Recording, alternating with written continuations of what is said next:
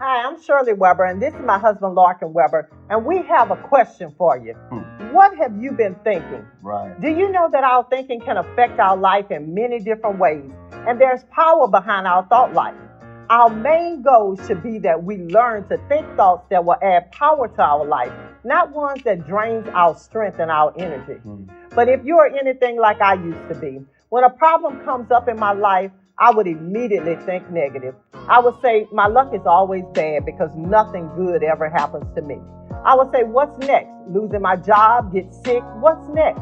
You know, I want you to know that having a negative thought life can cause anxiety, chronic stress, and depression. Negative thinking has an effect on the body, the mind, and the quality of life. And in Proverbs 17:22, it says, a happy heart is good medicine, and a joyful mind calls healing. But a broken spirit dries up the bones. So make sure that you take control over your thought life and think thoughts that will add power to your life. Right. You know what? To think right, you need to first know who you are. We are God's children. You didn't become who you are by working hard. The only thing you get from working hard besides money is tired and sleep.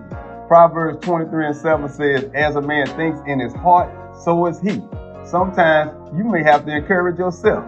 Sometimes when I'm not feeling right, I start reminding myself of who I am. Romans 8:16 says, I am a child of God. Philippians 4:13 says, I can do all things through Christ who strengthens me. 1 John 4:4 says, I'm daily overcoming the devil, because greater is he who is in me than he who is in this world. So don't give the devil so much credit. When you know who you are, then you have to know the power that you have over him. So remember, God is not a big aspirin pill, something that you just take when you feel bad. Change your thinking. Don't have an accidental prayer life, meaning that if something happens, you just fall into prayer by accident.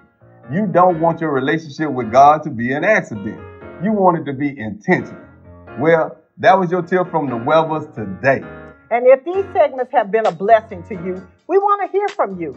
And also, for booking, visit us at gottobedifferent.com. Right. And you know what we always say, to make a difference, You have to be different.